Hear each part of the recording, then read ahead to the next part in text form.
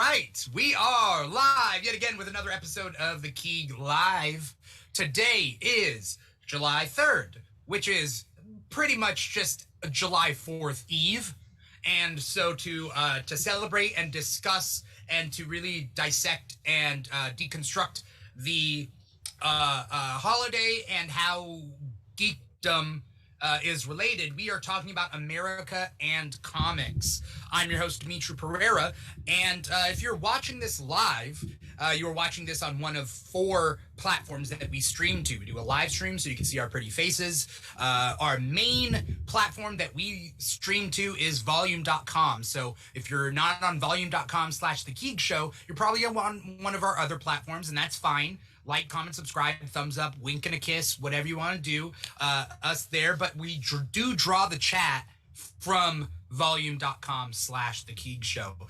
So if you're not there, we won't be able to really see the chat if you're leaving any comments or whatever. But if you're not watching this live, you're probably listening to this as a podcast, and you're probably doing that on Apple Podcast or Spotify or SoundCloud or Google Play. And that is cool too. You just can't see our pretty faces. So, you know, look us up on social media and maybe you can kind of put a face to the name. Who are the names? Well, I've introduced myself, Dimitri Pereira, host of The Keeg and The Keeg Live. But I have 2 awesome guests with me tonight or today. Well, today here. It might be tonight on the East Coast if you consider 6 o'clock the night. I think you guys are both East Coast, right? Brian Long, everyone. Brian Long, introducing Brian Long. Brian, what's a quick fact about you? What's a quick fact? These are the things I hate the most. I hate icebreaker games. They're like fun facts. I live in New Jersey. Okay. It is 6 o'clock. I consider it nighttime. I don't know. Hi, everybody. I'm a high school teacher. There you go. There's my fun fact. Yeah. I know 2 things about Jersey, and that is Sopranos and Kamala Khan. That's all I got. Okay, hey. I mean, 50% positive representation, 50% iffy, give or take, but we'll take it. Well, glad to have you, Brian. Glad to have you back. Both Brian and our next guest have been on Comic Talk that we do on Thursday nights. So we've gone from talking about comics to talking about comics. This should be a different show, but I feel like they're very similar. Justin Musso, everybody. Justin, you're in Florida, right? I am. Yeah, it is. It is one of those rare times where it is not as hot as the rest of the country, thanks to some terrifying heat waves. But yeah, it's I'm down here, reigning the 4th down here in Florida. Yeah. I feel like we have 3 corners of the U.S. right here. I'm in California. You got Brian in New Jersey and Justin in Florida. And I feel like that's a good cross-section for talking about America and comics. You know? I feel sorry for the Midwest and anything else that's not represented here. I should have had 50 guests. I should have had one from every state representing their state, talking about America. The Keeg Initiative, if you will. Yeah. I'm going to sign them up, make a different Keeg show in each state. And, you know, but you got to register first. You got to register. Of course. I didn't even think about that whole event and how that's going to tie in, but we're definitely going to cover Civil War. I didn't think about that at all. Anyway, we're here to talk about America and comics and what that means. And it means a lot of different things. We're going to touch on a bunch of different things. How do you even dive into this? America, obviously, like comic books in general, Marvel and DC specifically, are based in the U.S., right? A good majority of these comic book characters that we know and love were created not only in like the 30s and then later the 60s, but also like in America. Very specifically American, right? Like, I know Europe has its own comics. I grew up with Tintin and Asterix, personally, because those were my dad's comics. And, but America has the grip on like comic books in general, not manga excluded, but like American comics, Marvel and DC. And I mean, we're gonna definitely talk about these characters and how they've developed over time and whatnot.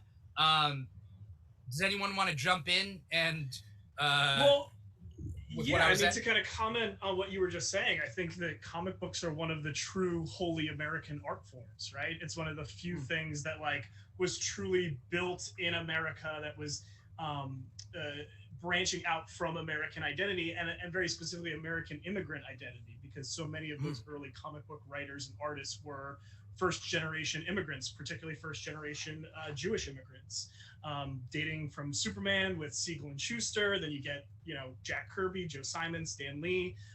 All those guys are very rooted in that immigrant identity, and I think that plays into so much of what they do with those original characters and how those characters evolve over time. So I think the immigrant American identity in particular is part of the lifeblood of comic books and ends up shaping so much of the conversation we have around these characters.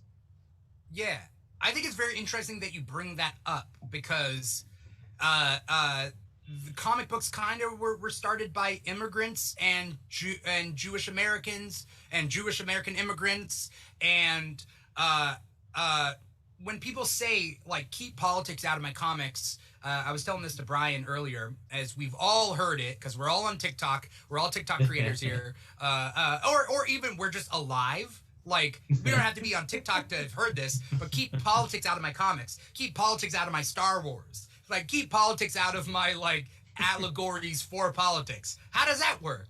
It's a weird thing. But, yeah, sorry. Yeah, no, I was gonna say, yeah, it's a very silly argument because again, there's not really a whole lot of examples of like truly apolitical art, and like especially when you look at like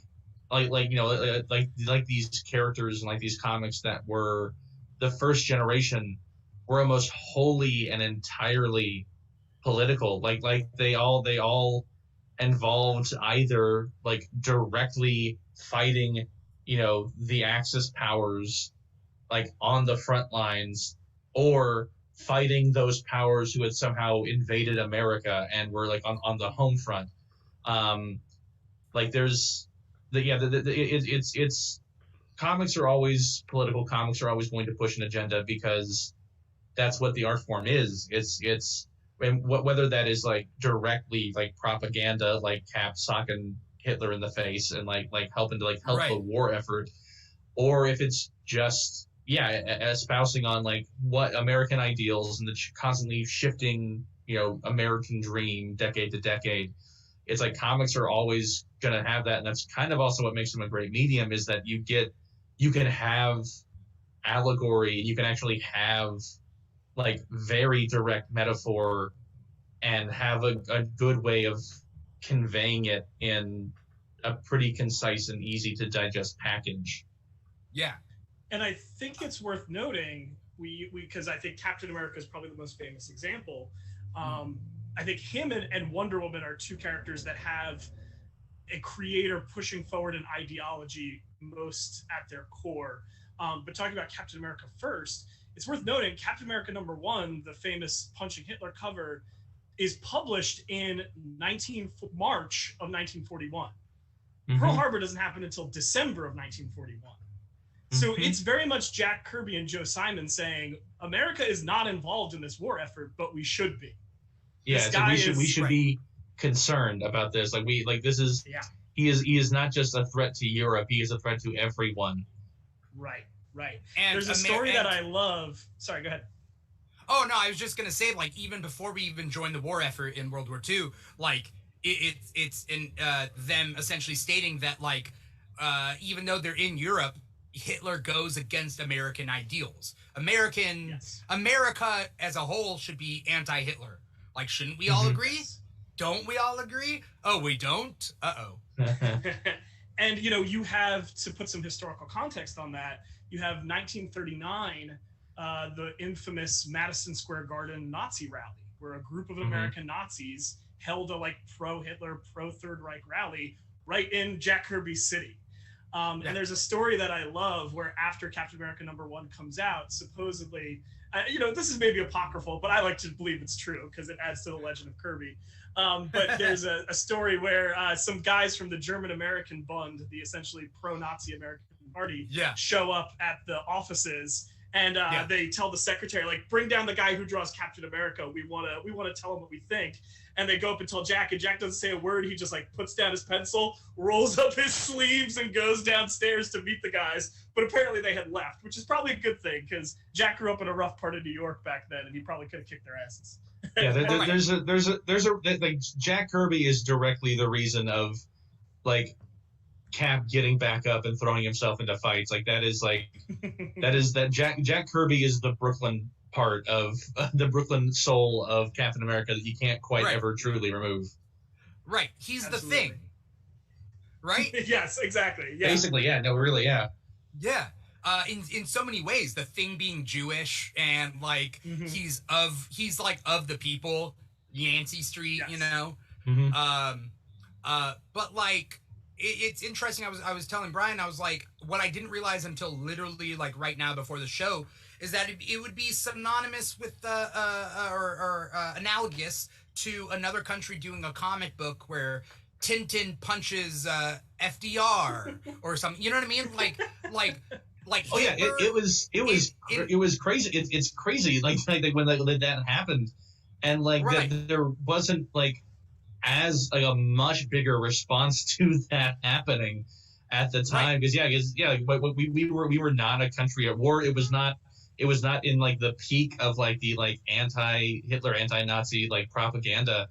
We were still very much sitting out of it and like not letting ourselves get dragged in. So like to have that statement being made on newsstands for kids to pick up for a dime a piece, it's really like, all right. Yeah. Keep in mind that like when we as like the American mainstream, when we think of World War II, there's a lot of revisionist history going on, right? And that like a good majority of Americans did not want to join the war effort. They thought, hey, the Jews are over there, not a big deal. Hitler's over there, we're not getting involved. You know, it's not that big of a deal. Let's not allow Jewish refugees into the thing. We didn't even take them on as like being like, let's not join the war, but let's help them as they come here. Let's get them over here and help them here. Nah, we didn't do that. And thank you, Deadly Nightshade 666 for raiding us on Twitch with a couple of viewers. Thank you so much, Deadly Nightshade. Very metal, what was I gonna say? I was gonna say something. Revisionist history. Revisionist history and joining the war effort. I swear I was going somewhere with it, and well, it's interesting to bookend that to what you were saying though about like not really wanting to lend a hand to anyone else to not want to try to play sides yet in a war that we did not want to get involved in. To book in modern history with the comic that is your background, Dimitri, the United States of Captain America. That's a point that like Steve Rogers talks about in the opening pages of the book is about how like, you know, like there are two American dreams. The one that is inherently a lie, which is because he references about the German phrase for having nostalgia for a place you've never been or that's never existed. And says we here have a word for that too, and it's Americana. It's like the dream of a white picket fence can just as quickly become a gate to keep other people out. It's like we don't we've never had the good old days, like the Norman Rockwell oil painting days. Those never existed. And how like the other dream that isn't a reality, but is the thing that we are constantly striving for and towards, is that idea that we can be better together and that we can work, and like specifically calls out, he's like, there was a time where, you know, we have the Statue of Liberty and we had promised people to come here to get a better life, to get a fresh start, to get their chance of the American dream, and all we handed them was a raw deal of othering them and of belittling them and of you know not giving them the fair shot that, you know, the Statue of Liberty kind of promises. and like he talks about how that is, he himself has become a divisive figure, even if he personally, even when he is not standing for the popular ideals, that he chooses to fight for that second American dream over the first one every time. Yeah. Why am I blanking on literally everything I want to talk about? Never mind. Whatever. Well, if I could Brian jump in with a comment there, it's even funny that you evoke Norman Rockwell there, because he is a symbol of Americana, and yet Rockwell famously had a lot of paintings that painted the uglier side of America. That famous painting of Ruby Bridges as she was being escorted into the school to be integrated, right? Like he was even recognizing that there are imperfections in America, and that this ideal is a fragile thing that has to be protected. And I think, Justin, you even said this about this Captain America comic. When these symbols are put out there, people can take them and use them however they want, right? And that's kind of what Steve is grappling with. The panel that really stood out to me in that issue is there's a panel of a guy in like what appears to be like a grocery store or something, and he's wearing a Captain America t-shirt, and he's like screaming at a woman, like clearly berating her. And there was so much in that panel, because it just makes me think about, and I'm going to say like a hot take here a little bit, but it frustrates me that there are people out there who are fans of superheroes, particularly Captain America, Superman, Batman, and then espouse very hateful views, whether they be misogynistic, homophobic, whatever, racist, because you look at that and you're like, you know who wouldn't be racist, misogynistic, and homophobic? Superman, Captain America. Yeah, these characters that you claim to love so much. Right. Again, that's kind of this, and it's an interesting thing of like, for there, while there are obviously plenty of comic book fans who just voraciously will read all the comics from any decade, from any time, and keep up with modern stuff as well. There is sort of this mindset, similar to the theory that people believe that the cast of SNL that was on when they were 13 is, to their mind, the best cast, and no other cast before it or after it is as good.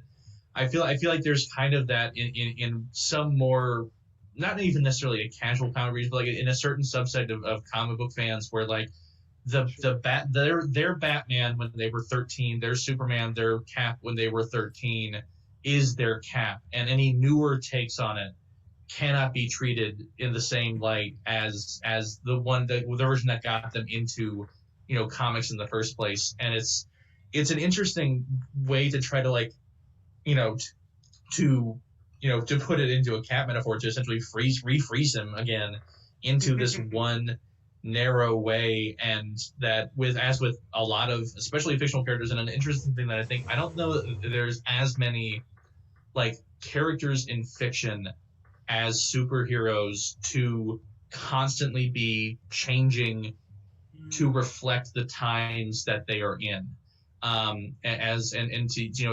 It's comics have always served as a mirror to society, and like far before this late 21st, like the mid going of the mid 21st century. It's like you read the the iconic Green Arrow, Green Lantern run from the 70s, and it's like they were talking about real stuff. They were talking about addiction and about race and about the notion of a street level hero who was supposed to be for the people only being for a select of those people, and like really kind of calling it out. And again, like that's the thing that I'm always interested in. Again, will always make me mad at the people who try to be like, if Cap really were unfrozen and he were around in the 40s, he would actually probably be racist, or he'd be a bigot. And it's like, not necessarily, because not everyone around in the 40s was a racist or a bigot, but also B, the beautiful thing about him is he doesn't have to be. Like that's like the whole allure of Captain America is not this like idea of the good old days. It's the idea of somebody who has fought for American ideals for decades and has always wanted to, again, there's a whole screed. I'm trying to remember which comic it's from, but he does go on a whole thing about, the kind of the difference between like nationalism and patriotism, and kind of borrowing. I think it's the FDR. It's one of the, I can't for the life of me remember which Roosevelt said it, but it was essentially the belief of how, like, when you fight for a country because you love that country, that's patriotism. But when you don't recognize the flaws of that country and refuse to not always fight for that country regardless of what it is and how it is treating its citizens, that's nationalism. And it's like, Captain America is patriotic. Like, that's why he's patriotic, is because he believes, the whole no, you move, plant yourself like a river beside the river, a tree beside the river of truth, and say, no, you move. Like, that is 100%. That's like his, like, when you fight for what you believe in and what he knows is right. And again, constantly, Cap is very much a person who's like, hey, what I believed in at this point wasn't right, and I recognize that, like, now that, like, it wasn't right. And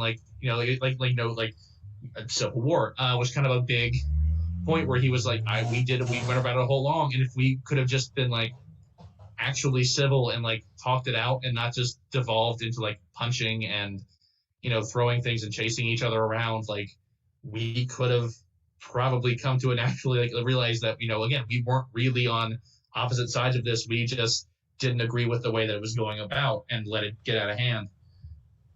Yeah. And while we're on that subject of, sorry, Dimitri, jump in.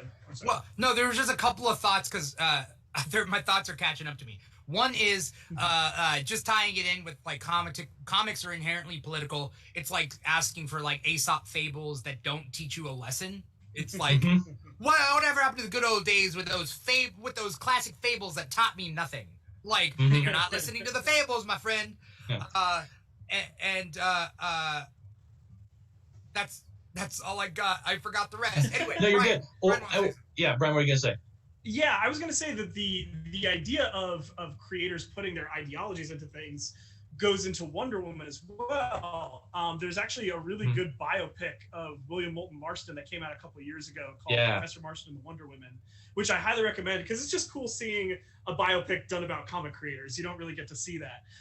But it's so interesting reading about that guy and his wife and their lover, talking about how his whole philosophy was that he felt that women were the superior gender, and his whole point in creating Wonder Woman was to make young boys more accepting of women in positions of strength and power. So he had an ideology in creating that character. He had a very specific idea in mind that he was trying to espouse to people.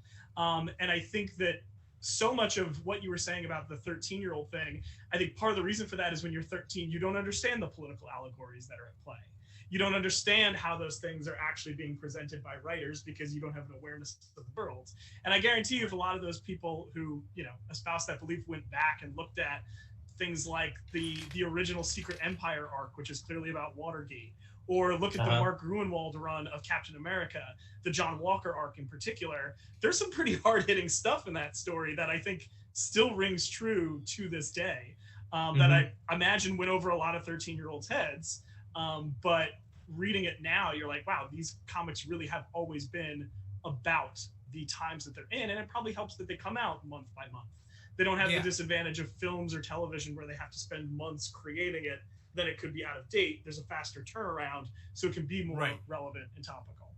That definitely factors into, because I had to do a video essay on the Vietnam War and comics, and so the Vietnam War, they got they literally had a month by month kind of stories, right? That movies or TV can't do, and then you could only see that on the news. So as far as fiction is concerned, comics were the only thing to keep up with the Vietnam War. Right. What I wanted to mention earlier, and that I forgot, but now I remember, is that all these characters, they do change over time just by the inherent nature of fiction and editorial decisions, right? But how do these characters stay the same character over time, regardless of the decisions they're making, is by having a strong point of view. So when you're writing scripts or when you're doing improv, like a character's point of view, you know how they will react in any given situation wherever you put them. That's why like good SNL sketches have characters with strong point of view. You can put Gilly in space and get what Gilly's going to do in space because she has the strong point of view.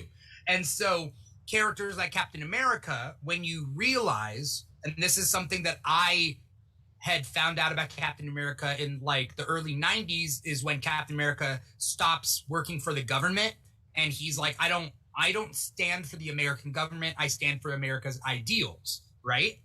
And that's his point of view, because once you know his point of view, you know that like no matter who's president, he will always do the same thing.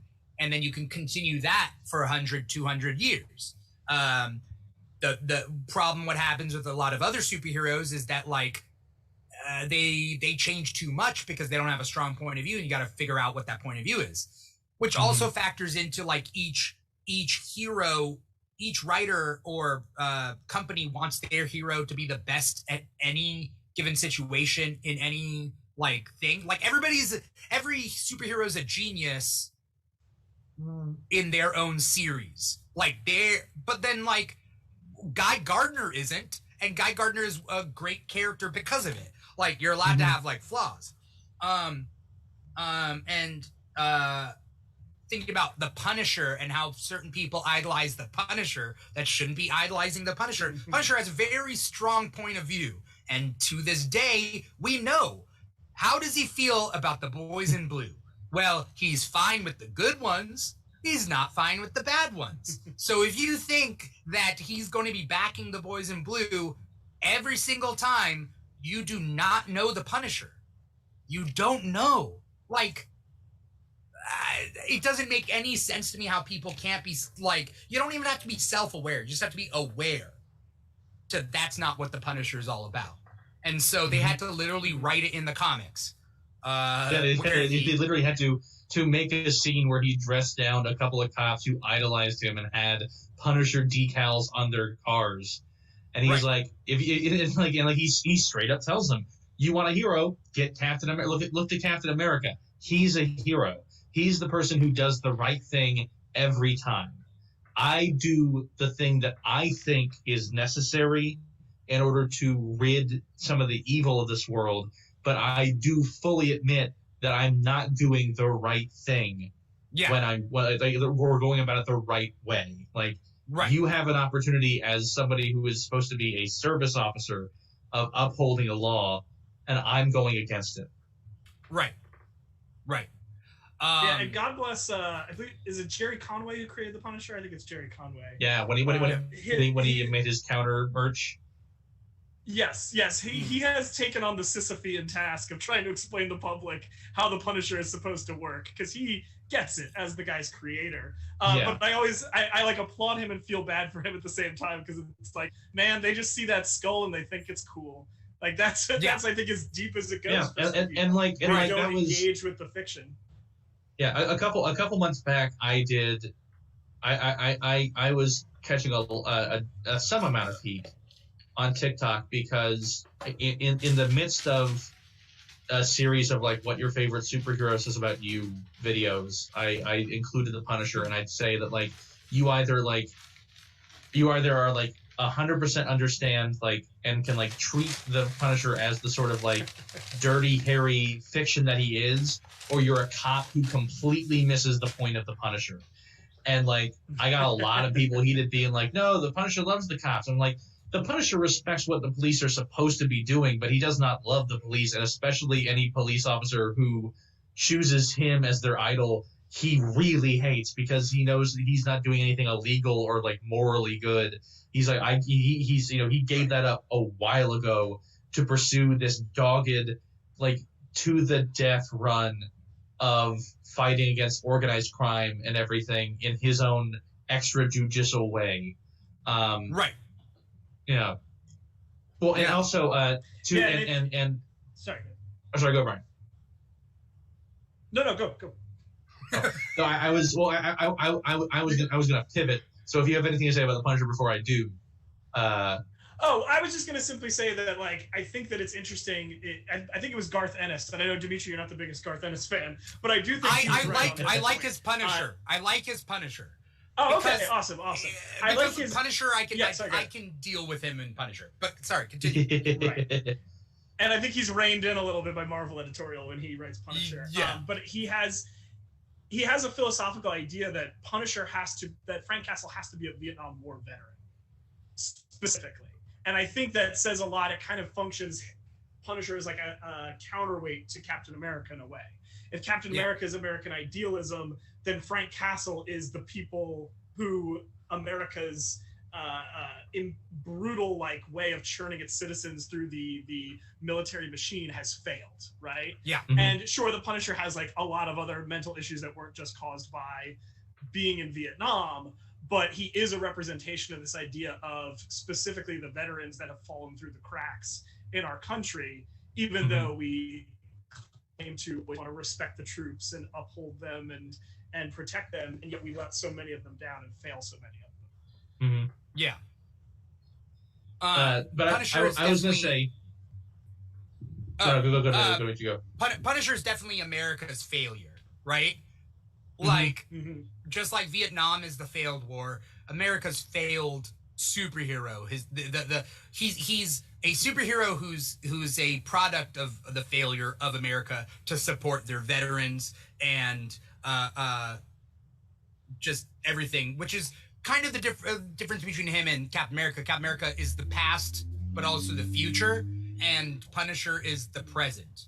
Because let's be honest, we serve veterans better now in these wars than we did in Vietnam? I don't know. Maybe I don't have the numbers for that, but I feel like we fail our veterans every single day.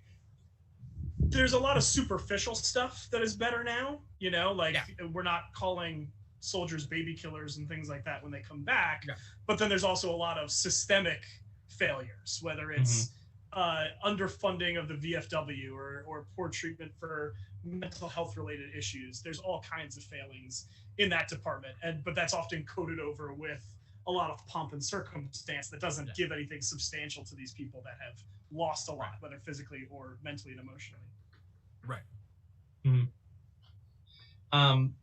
But I know on the topic before we were recording of like in looking at these like nationalistic heroes of your Captain America, Superman, characters who were like very evidently like indicative of America, and how Wonder Woman has became and like was in the same fold, and of the kind of the question of like, well, how? Because she's an Amazon and these questions like that. It's like the answer actually lies with George Perez's run on Wonder Woman from the 80s. Okay. Where he literally, there's an entire issue that basically explains this is why Diana's costume contains like red, white, and blue and stars and like stars and stripes and like this. And it's because of Steve Trevor's mom, who was an Air Force test pilot who was testing out a new fighter jet and got like struck by lightning and crashed on Paradise Island, where the Amazons were in like a heated battle with like a demon from the underworld, like the Lord of Hades, and like seeing that this group of women like with swords and everything like in the middle of fights, she's like, all right, I gotta fight with them, and so she like jumps in and like fights against this, like drives this evil back and manages to kill it, but also is killed in the process. And so Hippolyta deigns that she is worthy of a warrior's death for fighting and going out the way she did and fighting in defense of the Amazons and everything. And so takes three things from her that become tantamount to the trials of the Amazons. One is her name, which was Diana, which they would pass on when they create Wonder Woman out of clay in that particular origin story of hers. That they passed on that name to her. The second thing was her service piece, which became the final trial of the Amazons, where they would shoot a bullet at the Amazon and they had to deflect it with their bracers to prove that they, could use them to the way that they need to be used. And the third was they took the tattered remains of her uniform and like the American flag that she had and made 2 sets of armor based on that. And the first they not buried, but they had her laid in as part of her funeral rites, as part of her warrior's burial. And the second was made for whoever would eventually become the champion of the Amazons would wear that same suit of armor. So like that is why in at least in that iteration, explaining why her particular set of armor happens to be very American patriotic. Right. And okay. I didn't know that. That rules. That like is the raddest thing I've ever heard. I'm mad that's not always brought up all the time. B, it is a little bit Freudian that he has. That she has. But yeah, that But everything else about that rules super hard. I'm sure it's a thing that Steve has to try to like keep out of mind, especially if she's like, your mom was a hero of the Amazons. Like I'm named after her. And it's like, oh, okay, so it's not just a common name. All right, cool. Okay, well. Yeah. But everything else about that's incredible. I love that backstory. I've never heard that before. It's a cool backstory, but that being said, that's after the fact, right? That's in the 80s. Sure. Oh, right? That is in the 80s because it was never really like I think it was because like people I was about to say people didn't really start getting like super nitpicky about those kind of questions until the 80s, but I know for a fact that in the 60s they were too. They've always been that way. Yeah. But I think it was just like a thing that was never really like brought up in the comics. Like no one ever turned to Diana and went, "Hey, why are you all like America? Why are you all like dressed like the Statue of Liberty? Why is this like a thing?" They were just too busy, fighting Starro and like whoever was like coming in to threaten the Justice League that week to like take a minute and fully question her costuming choices. Yeah. Wasn't there part of the backstory that like, or maybe not the Perez run, but maybe even earlier, is that she dressed up in America's flag because she was an ambassador for Themyscira to America, the capital of the world, right? Like, wasn't there like a thing like that? I want to say there was. I want to say like the kind of the origin that is presented in the first Wonder Woman movie is similar to kind of the original comic origin where Steve Trevor crash landed amongst the Amazons and went back with him to America, and so looks like hers like that. And there's I would imagine there are other in-universe reasons why her costume is that way, but I happen to like the Perez version the most, just because not only does it like kind of full circle be like, and this brings Steve Trevor's whole like friggin' family into it, but also because it's like this is like she was a hero of the Amazon, so of course they would recognize her regalia as like the regalia of a warrior, and with like a great warrior who gave her life, who didn't know the Amazons, who just threw in with him for a huge battle and like died because of it. And they're like, yeah, absolutely. Like we're going to honor her. Yeah. Yeah. Yeah. That's cool sound. I love that. As we're talking about these national heroes, we're talking about Captain America. We're talking about Wonder Woman. Superman is the big one, right? And it's interesting because Brian brought up that like,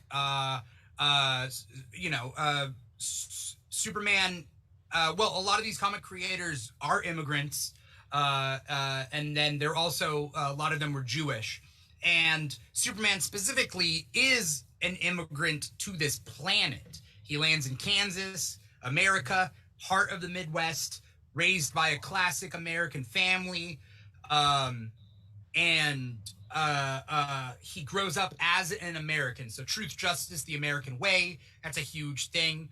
I know that a lot of the comics are retconned or changed because of the radio adaptation, and like that adds stuff, and then the later with the live action show and whatnot, so it kind of all feeds into each other. But the point being is that like Superman stands for America, and that changes over time as we get like updates with Superman. I think in a way, and to kind of talk on those changes, because it kind of feels like the opposite of Captain America, where we expect Captain America to address America's current societal challenges, right? But I don't, at least me personally, I don't necessarily always have that same expectation with Superman. And I think maybe part of that is because Superman. Go ahead. No, we'll finish what you were going to say. Sorry. Oh, I was going to say, I think part of that is just simply because Superman has so much power. It seems like confining him to one nation kind of takes away from how much he has. Like Steve Rogers obviously has, greater strength than most mortal men, but still has that connection and anchor to America. He can't fly, he can't breathe in space. He still is very much ostensibly immortal. Versus Superman, who seems like if you restrict him to just America, you're taking away something from the character somewhat. Oh yeah. Like that is kind of the interesting of like it's also like different in their origins where like Captain America was created for America. Like he was there to help with the war effort and like in World War II, and like Superman just happened to be adopted into America and being raised in America and taught to fight for what he believed in, and in his own what he was taught were like the American ideals and the truth, justice, and the American way of in that same way where like they mentally they are very ideologically similar in that regard of like Superman far outpowers Captain America, but it's still just that fact of like they both still very much want to kind of stick up for the little guy and like help use what they've been given to help as many people as they can, which is a thing that I feel like especially with Superman can kind of get a bit lost in translation depending on who is writing him or who is utilizing him. That he is a powerhouse. Yes, he is a heavy, arguably one of, if not the heaviest hitter in the DC universe. Again, depending on who's writing him, but at his core, he is somebody who wants to help and will like use his super hearing to like fly off as soon as he can to help anyone in any moment because he can, and because he was taught, if you have these, literally, he was given the same speech that Spider-Man was given. That if you have these powers and you're not using them to help people, then what are you doing with your life? It's sort of this, which also again feeds on an aspect of Superman that I feel gets overlooked a lot, which is self-doubt. He is also someone who is constantly questioning whether he is doing the right thing, whether he is utilizing his powers properly, like agonizes anytime he has to go more than standard force on somebody. Of just like serving the country that he has adopted, his adopted homeland that has literally provided a family for him and like a way to grow up. Is interesting and too in that like duality of being an immigrant and being the creation of immigrants, of having that, the honoring the family that raised him with the family he came from and where he can and trying to learn more about Krypton and learning more about what it was like on a place that for many years in the comics he didn't think he could ever find again and like learn more about, other than the odd little snippet left behind here and there across the galaxies. It's interesting that you say adopted, and I know adopted definitely works for Superman, but like Superman came here when he was a baby. Like, yes, he is adopted, but essentially he's this like refugee. He doesn't know anything else. Comes as a baby.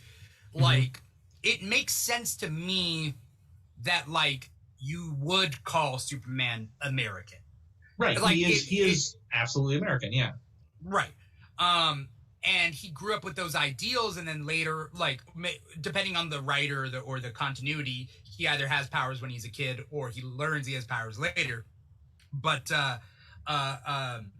he's always that farm boy. But he's not the farm boy in the worst way, which is like Ultimate Captain America is like. Right. Like, he's not that way. Oh, and that's what's really funny is that, like, sort of like how Cap's ideologies have kind of like, the self-reflection has kind of come on in like the last, couple of decades of like, his trust, his inherent trust in the government that they're doing the right thing, his inherent trust in the average American citizen that, left to that they're going to uphold the same values that he has been trying to uphold. But like it's also been that interesting thing too of like Superman especially is somebody who like through the 90s and into the like early 2000s was sort of like the kind of running joke kind of became that he was this fossil, he was like this antique of the old guard of like the old way, like I mean, yeah, you can look at him in like Kingdom Come of being one of the like last remaining superheroes, but like the one that I always look at is the What's So Funny About Truth, Justice, and the American Way. Yeah. Which is, a story where like literally he is put up like he butts heads with a new young group of heroes who, are not afraid of like going for gratuitous violence and like ending things in the most like spectacularly violent way possible, and like not caring about being role models for people. And like that is, I think like Superman like can't kind of comprehend, because it's like whether you want to or not, when you put on a cape and start fighting crime, you are going to inspire people one way or the other, whether it's in the ways you want them to be inspired or whether it's through your actions if they choose not to listen to the message behind it. And like that's kind of another thing is that when you look at Captain America and these nationalistic heroes and Superman as like idols, and like that's kind of like another layer of the responsibility that they have, that Superman feels he has, and that Cap feels that he has, and has seen it be used counter to what he believes in, because like you're talking about in that issue of the dude screaming while wearing a Captain America shirt, and then also and like in the same, it's like kind of almost like a splash page where it's like there's three big panels, because there's the dude in the like a Cap shirt screaming at this woman in a grocery store. There's a woman who is like bored, like a receptionist, bored painting her nails, surrounded by Captain America merchandise. And it's just like that's like she's just like selling off toys of Captain America. And then like a third panel of like an angry mob somewhere burning a Captain America effigy. And so it's like it's this thing where like when you become a symbol, it's kind of that hard thing. Like yeah, Batman can enjoy like turning himself into a symbol to like help everything, but it's also like when you become a symbol, people stop viewing you as a person and start like either can start using you to either justify their own actions or to shout at you when you are not what they anticipate you were supposed to be as a symbol. Like that's the entirety of Sam's run as Captain America, is literally just having to fight against a system and a country that like for a loud percentage of the population, if not a large one, tells them like point blank, you're not my Captain America. Like, well, you don't deserve to wear this shield. You don't deserve to be Cap. And it's I think that sorry, go ahead, finish your thought. No, go. Well, I was going to say, I think that Nick Spencer run on Sam Wilson Captain America kind of got overshadowed by all the controversy with Hydra Cap, which I think is really a shame, because I think those ideas that he was exploring in that book were really interesting and are clearly influential on the recent Falcon and the Winter Soldier show. Oh, yeah. And I think come up constantly whenever there's a changing of the guard, whenever a new legacy hero steps in, especially if they're a legacy hero meant to bring some diversity and inclusivity into the comic universe. You have people react basically the exact same way they react to Sam Wilson in universe with the like hashtag take back the shield and all that. Yeah. Yeah. I think that it's not even close to being equal though. When Bucky took over the shield from Cap, people were like, where's Cap? But also, okay. Like, a lot of people were like, no one had a problem with it. Sam takes over the shield, and supposedly, and I didn't know this, Bucky didn't have the super soldier serum at that point when he first takes the shield. He gets it during that time. Yeah, so I guess he just had the robot arm at that point. Yeah, they can't argue one or the other, because people do that with the Falcon Winter Soldier show. But when Sam takes up the shield, what's really cool, it comes at the perfect time, and that's during Obama's second term. And it's not my Cap, right? He's the first black, right? He's the first black Captain America.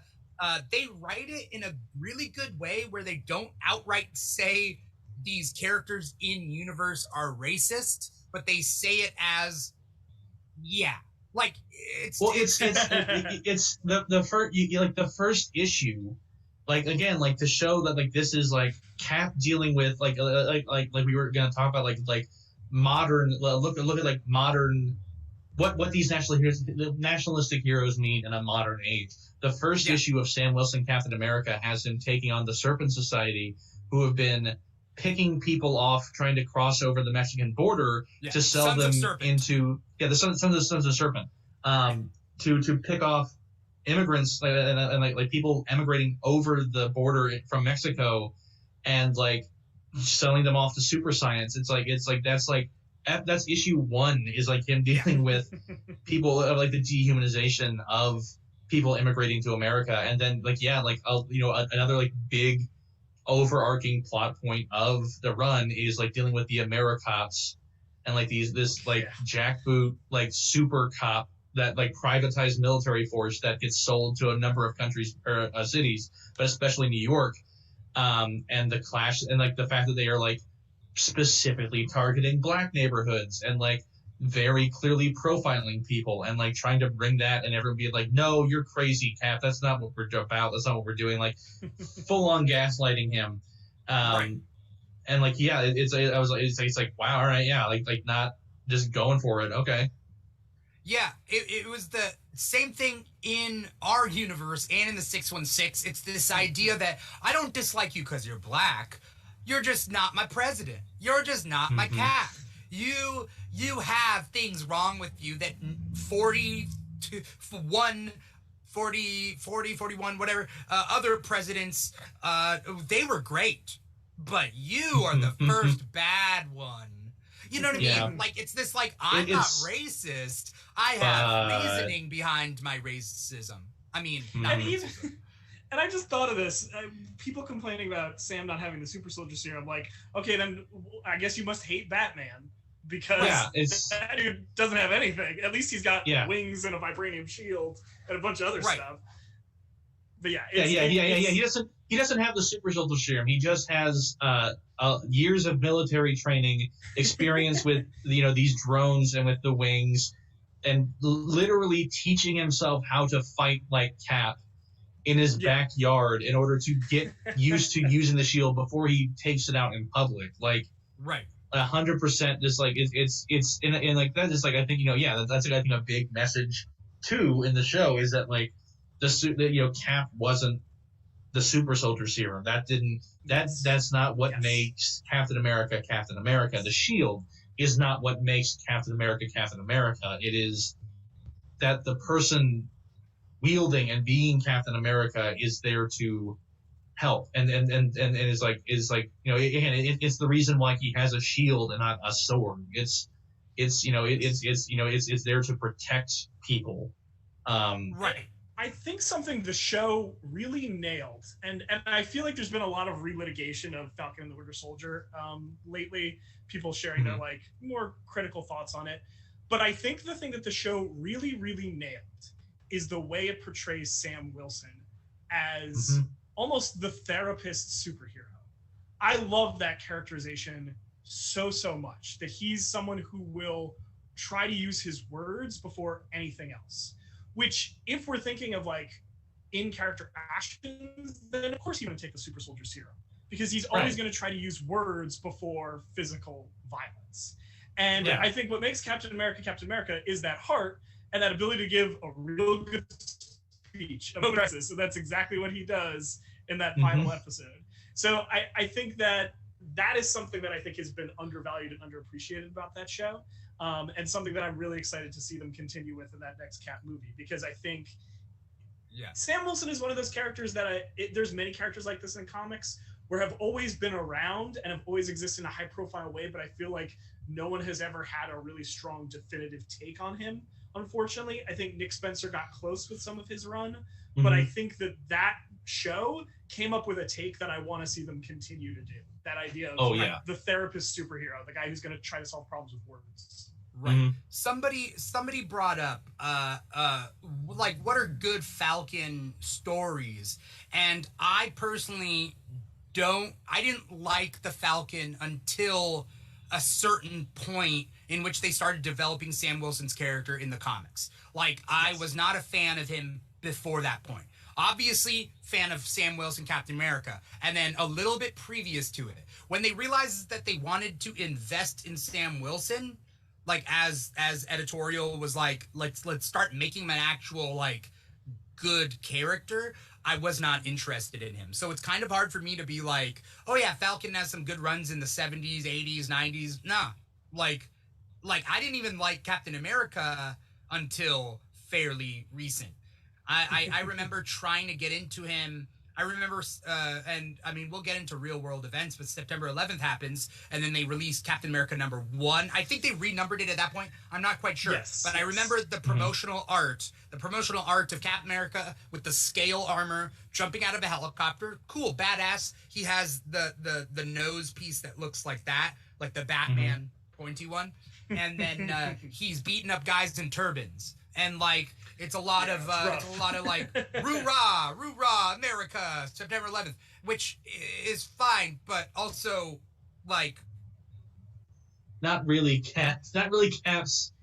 Like, would that really be Cap's response? And it's a thing that like what we've talked about before. It's like he's a character kind of at the whim of, and it's a hard thing to like brush away, being like, yeah, but everyone was like that in 2001. It's like, yeah, that was like the push of 2001, but like not everyone was like that. And also like, I don't think somebody who is like seen as much as like Cap has seen would inherently like jump again. Like he probably more want to help, like, which is I think a part of the reason why like Ultimate Captain America was also made not long after that. And I think that's when 616 pivoted, right? Like, I feel like when Ultimate Captain America kind of took that, like, role, I feel like 616 Captain America started to pivot away from that role.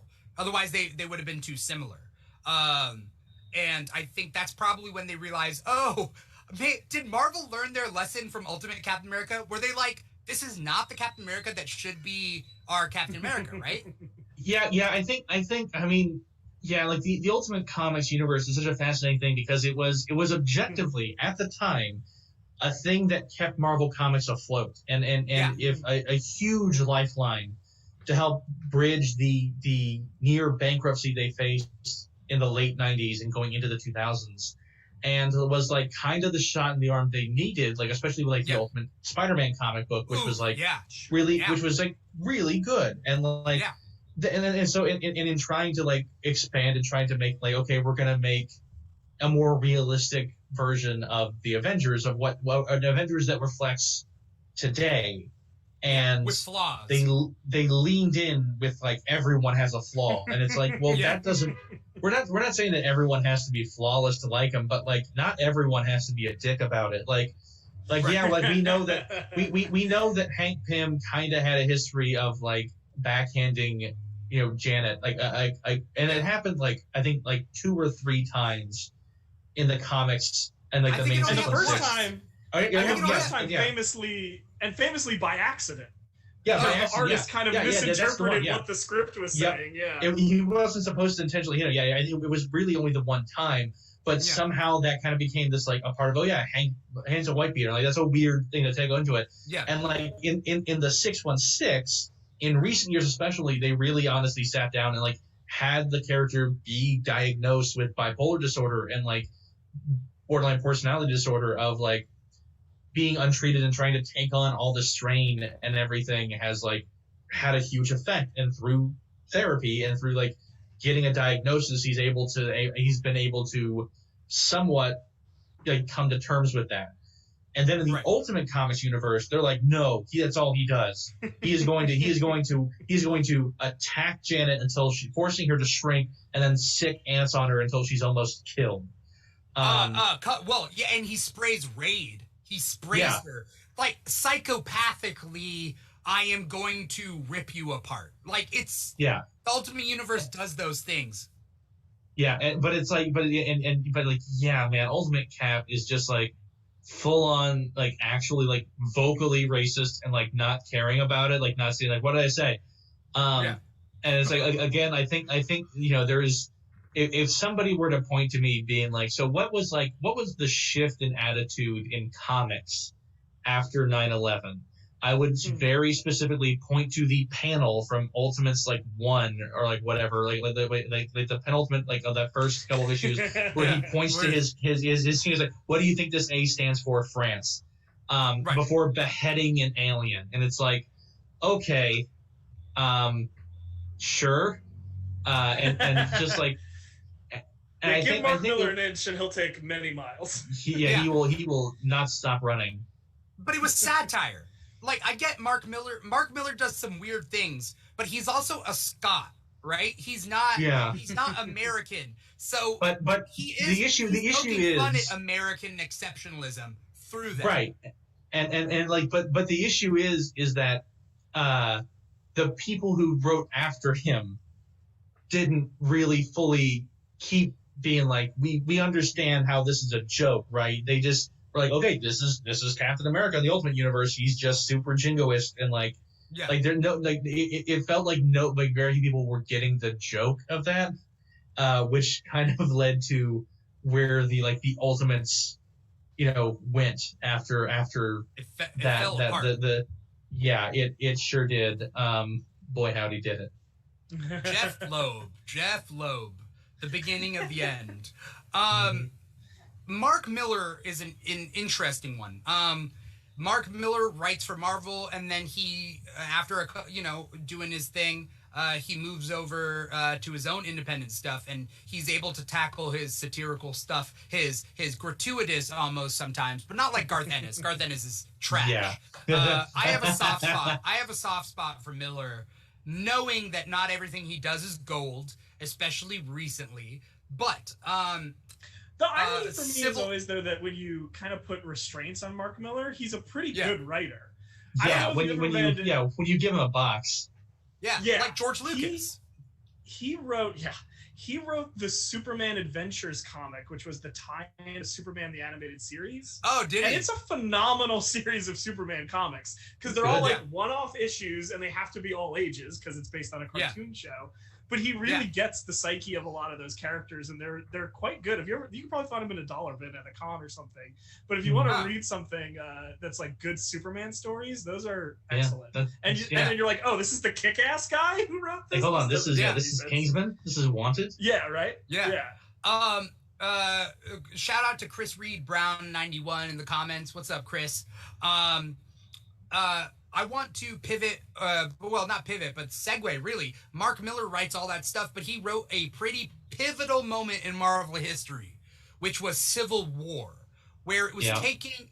I don't know whether Civil War, Marvel Civil War, the comics, not the movie, was inspired by real-world events per se, other than the general political ideology of government overreach, registration, so on and so forth, right? It's not like I don't think it's sparked by any historical thing at that moment in time. But Civil War essentially is about the Superhuman Registration Act, where in Marvel, correct me if I'm wrong, guys. So basically, heroes have to register, or powered people have to register with the government. They have to go through training. They have to divulge their secret identities to the government. And if S.H.I.E.L.D. ever has a big thing, a big war, whatever, you get drafted into it, right? A big superpowered war. If Skrulls invade, you get drafted. You have to fight. You have to go through training. You don't have to continue being a vigilante after training, but you can, you do that. And you get assigned to one of the 50 state teams. And this is after Civil War, the event, where we find out that the anti-registration people lose, right? How'd you guys feel about Civil War, both as an event and also a commentary on politics? I think the politics says a lot. Well, I think that So I think it definitely was inspired by a lot of like post 9/11 Patriot Act sort of political minutia, for lack of a better word. In particular, because in particular because like Reed Richards essentially builds like negative zone Guantanamo. Yeah, God. 42. Yeah. And I think the problem I've always had with Civil War is that it's a good idea, but I think it would have been better executed. And this is a challenging thing to do because I think superhero comics almost always, well, not almost always, but I think with a lot of superhero comics, it's easy for writers to kind of just devolve into good guy, bad guy, punch 'em ups. I think that it does such damage to Tony Stark as a character, who I think starts off with a pretty reasonable proposition, but by the end of it is just kind of like a fascist. And full on. Yeah, and Matt Fraction had to literally like erase his entire brain in order to rehabilitate that character. Yeah. He had to literally reboot. Like, he had to literally reboot Tony Stark. And I think that is very much the major critique I have of that event, which is that it's an interesting idea and could explore some really interesting moral grays, but I think it kind of takes the easy way out by making one side clearly good, one side clearly bad. Yeah, like that is my biggest critique of it too, is that they don't really kind of dwell a lot in like the gray area of like of those who like, because again, like, yeah, it very much paints like if you're pro registration, you're a fascist, and if you're anti registration, you're a patriot, you're a hero. And like very clearly did that by having Cap be the face of the anti-registration movement. It's like, yeah, I'm not going to disagree with Captain America on this, right? But it's also just a thing where it's like, I think it's a really interesting concept, and like especially like when like you get like groups like the mutants involved, who have constantly been a persecuted part of the Marvel Comics universe, like, and so like to have like their 2 cents on it being like, yeah, no, we've been dealing with this for like decades, so welcome to the party, everyone else. But they're famously not involved. Yeah, the mutants don't get involved. Yeah, and it's just like a thing where it's like I don't feel like it. Yeah, it feels like a good setup and an interesting premise, and kind of loses its way a little bit into there by the time it devolves into Thor clones and just fighting each other, and then the fallout of it, I think there was more damage done because of it than not. Like you said, like between Tony Stark having to reboot his entire brain to Peter Parker having to make a deal with the devil in order to try to get his life back and save his dead aunt. I'm just imagining the meme with the giant dominoes, and like the small one is Mark Miller writes Civil War #1, and it's like Peter Parker makes a deal with the devil to make everyone forget. Keep in mind they had to backtrack on a lot of, like, Hank Pym was a Skrull, right? Yep. Like, Reed, I don't know whether Reed gotten out. Reed didn't get an out, right? Like, Reed had to own up to it, right? They just they were just like, Reed's not going to be here for a little while. He's not really going to learn a lesson on this one. This is going to be a learning moment for Reed Richards. He's just going to be like, hey, that negative zone prison is going to be useful, though, when we actually start using it for, like, actual supervillains, so. Yeah. You do get that pretty sweet Dwayne McDuffie run where Storm and T'Challa team up with Thing and Human Torch to become the Fantastic Four. But I do enjoy that. That was one of the only good things that came out of it, yeah. Was that Dwayne McDuffie? Yeah. Oh. Dwayne McDuffie. The few times he got to write Marvel Comics proper, besides like Damage Control.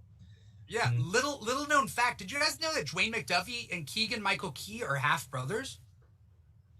No, I didn't know this. Yeah. So basically, what happened, and this is something that Keegan Michael Key found out after Dwayne died, is that he found out that his father had another family or something like that, had another child in a different family, and that the guy, and this is something he found out after Dwayne died, and the guy wrote comics, and he was a big name, and so people were like, they figured it out. They were like, okay, it's Dwayne McDuffie, and that he had died before he got to meet him.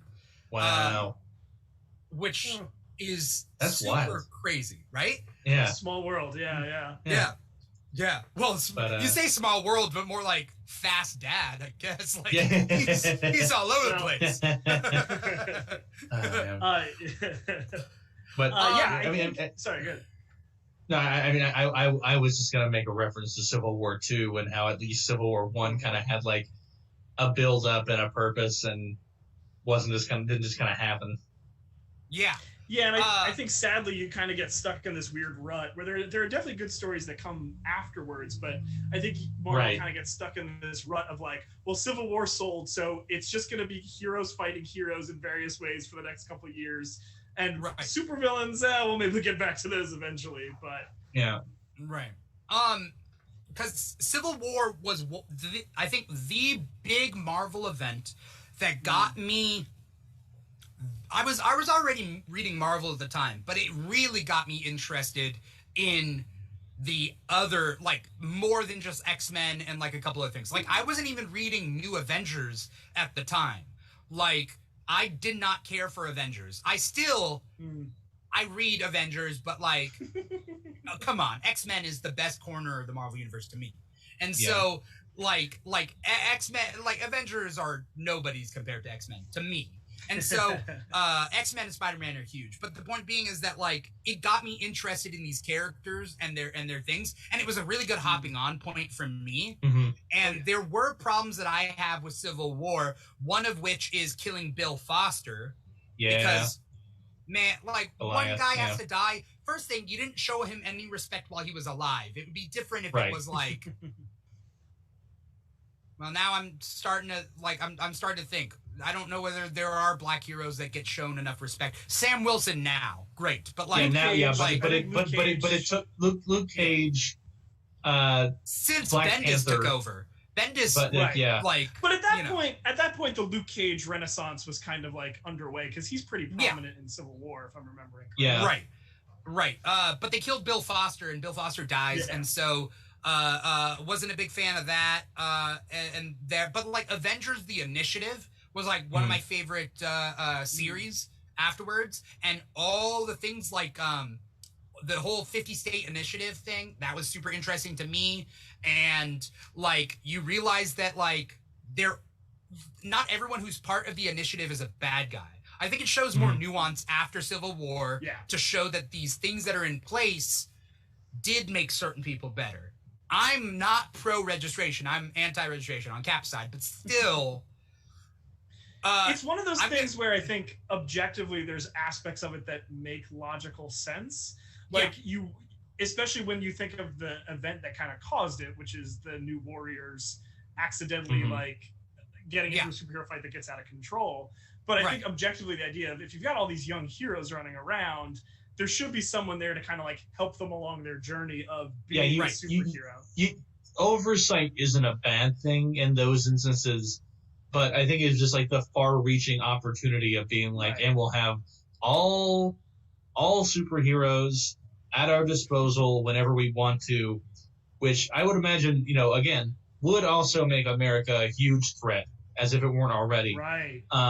It's like 100% like, but and then that's not even getting into like the like President Osborn Dark Avengers like aspect of everything.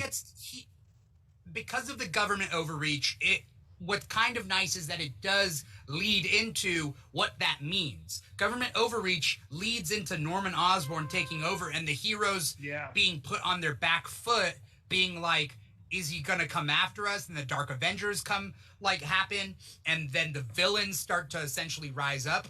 I wanted to pose a question, just because like Justin brought up that like, clearly Cap's side is the better side and Tony's is not in Civil War. I don't necessarily agree that it's so black and white because I feel like people could have stood up for like defend Tony and then say, well, they shouldn't have made a clone Thor or killed Bill Foster, but like that the negative zones prison is a good idea. Like I'm sure there are people, but imagine how closer that would have been if Sam Wilson was Captain America. What side would the mainstream public have taken if it was that's 100%. Sam as Cap versus Tony? Yeah, that one I think would have been definitely, but I think would have been a harder sell. It's like they probably would have like written it as being like an interest. Well, again, like it would have become like a far more, I think, politicized thing than Cap simply saying like, I don't agree with, this. I don't think that everyone, like, having to enlist everyone is a great idea as somebody who has served in the military. And like, it would have been for an interesting story. I honestly almost wish that could have been like a more of an aspect of like Civil War II, which just was nothing. Like no real point to it except to like very much like take out some of the bigger names in Marvel and or just like traumatize them. Right. Like, I don't think it happens until people mention it. Yeah, it's for the best. Civil War II sucked. It was just Minority Report. That's what Civil War II was. It was Minority Report, and it was one of those things where it's like, whereas after Civil War, there was, Civil War kind of like did enough damage that like the cleanup started becoming the interesting part of like seeing how these characters move on after this event. And like Civil War II was just kind of an excuse to, I guess, make a comment on like technology. I don't even. I know that the Inhuman Ulysses, like being able to like see like pre-crimes and everything was like kind of a thing. It's like a chance, like, oh, we'll see now in this instance, Tony is in the Cap position. Like, you see, like, this is growth instead of he was pro registration, but now he's against using this. And Captain Marvel gets character assassinated in this video. Yeah, exactly. Well, something that I've pointed out on somebody else's TikTok is that Civil War II was just a ploy to redeem Tony at the expense of Captain Marvel. Yeah, 100%. And like She-Hulk also gets the short end of the stick by getting hospitalized and comatose, and then kind of leading to where she is at now, where kind of like becoming like the Gray Hulk for a little while, and then like coming kind of back to herself, and like Rhodey getting just completely full on killed. Yeah. I don't even know how he comes back. How does he come back? I'm sure there's a cosmic cube. Like situation. It's always a cosmic cube. It's always a cube. Comics, the Infinity Stone, yada yada yada. Reality's converging. I don't know. It really shows how much that event didn't matter. That we're all just like, Rhodey's back. All right, fine, whatever. All right. Yeah. I think it's telling, though, kind of going back to your comment about what if it had been Sam Wilson Cap in the first Civil War. Yeah. I think it's very telling that the mutants stay out of it, because the mutants being the allegory for oppressed people, just the mere idea of being like, okay, oppressed group, we're going to have you register with the government, and if you don't, we're going to put you in a secret prison. That is a mess. That is horrible. Yeah. And to even try to attempt to bring that into play would have been the wrong look entirely. And I think that's probably why they were like, we're not even going to put the mutants in this. Yeah, we're just gonna let them. Wrong in the metaphor. The mutants were also coming right off of House of M. They were dealing with the extinction of their species. They hadn't been repowered yet. Yeah. Mm-hmm. So everybody was living on Mansion ground. But what's also interesting is that Sentinels. There's a cool storyline where Sentinels are essentially guarding and persecuting mutants on their ground. Mm-hmm. It was this weird thing. And then like Rhodey, I think, pilots a Sentinel, and I don't know. The mutants were going through a lot of stuff at that point. It makes sense that they weren't part of Civil War. It's the same reason why Professor X basically got off after like World War Hulk, of Hulk just being like, yeah, you've kind of dealt with a lot. I understand you just like you probably didn't want to send me off world. I'm not gonna smash you guys so much. You're grieving. I'm gonna go take out the rest of the Illuminati, but you're let me know that you're okay. I'm gonna be back. Yeah. You don't. I love Emma Frost's snark when it comes to like, I think Tony Stark comes to Emma Frost and like, where, I don't know whether she brings us up or whether I brought it up, but like, where were you when the kids in the buses got killed by human supremacists? Like, the mutants show up when Stamford gets blown up. The mutants help. The mutants helped when the Twin Towers fell, even though there's some weird moments in that Spider-Man comic. Like, why would Doctor Doom cry? He would not cry. Dr. Doom would not give two shits. Magneto at that moment would not give two shits about the Twin Towers. Like, he'd be like, let's make it 3. Like, these, why? Right. Like, yeah, he was, yeah, where he was at then, yeah. Yeah, why would it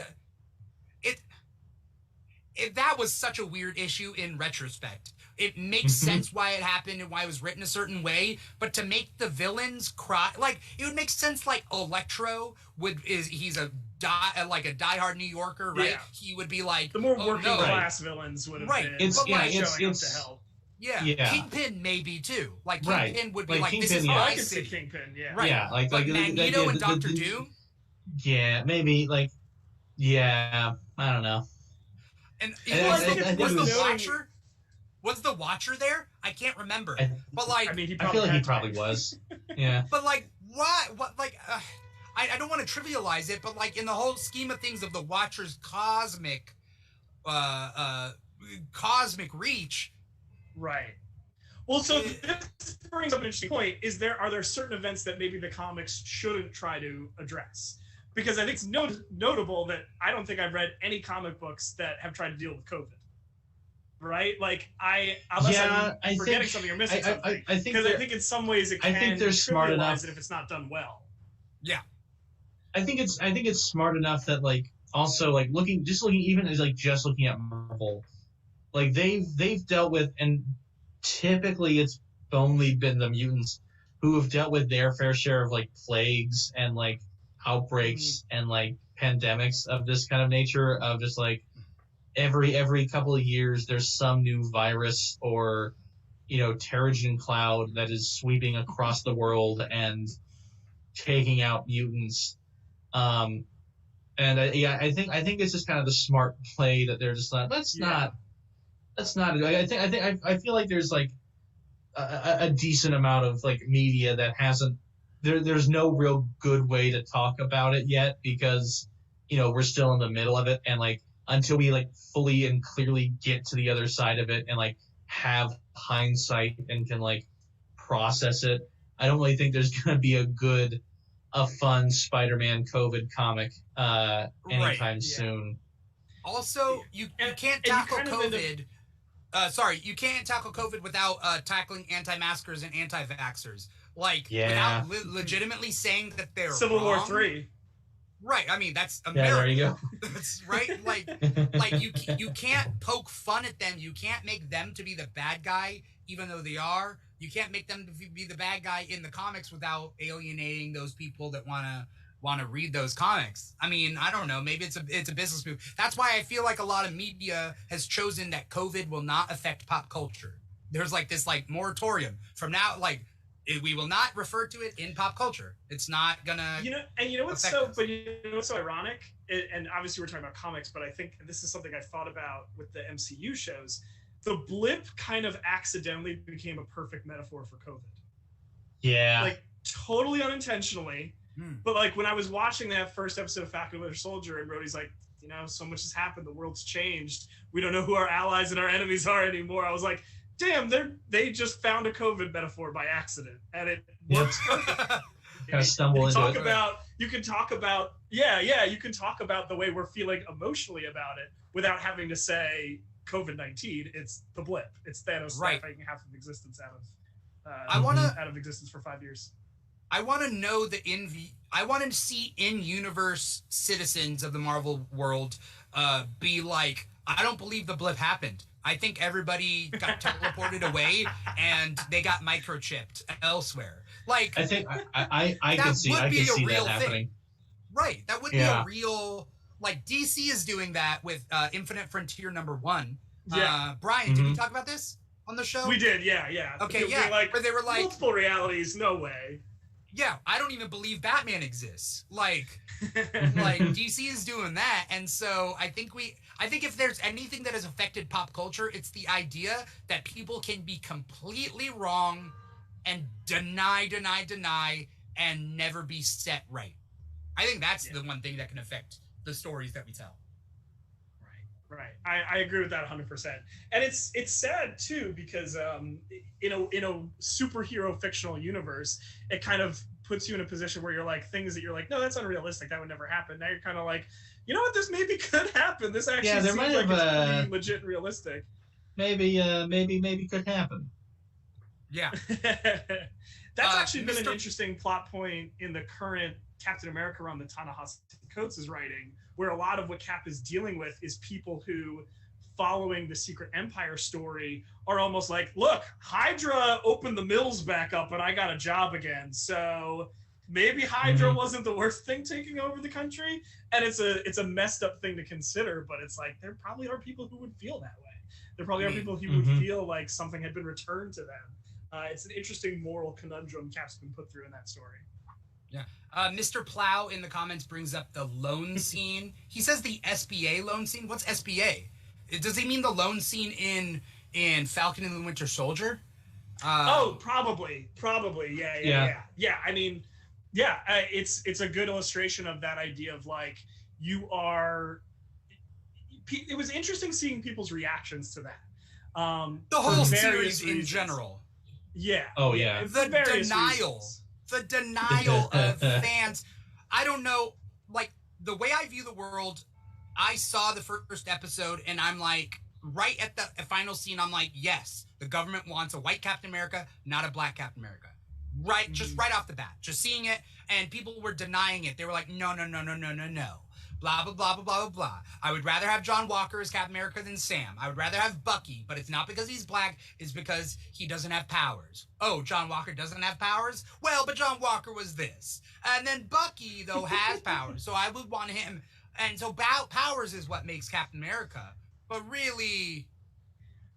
And the irony, too, is that John Walker as a character was created by Mark Gruenwald to be like, if Cap was like this, it would suck.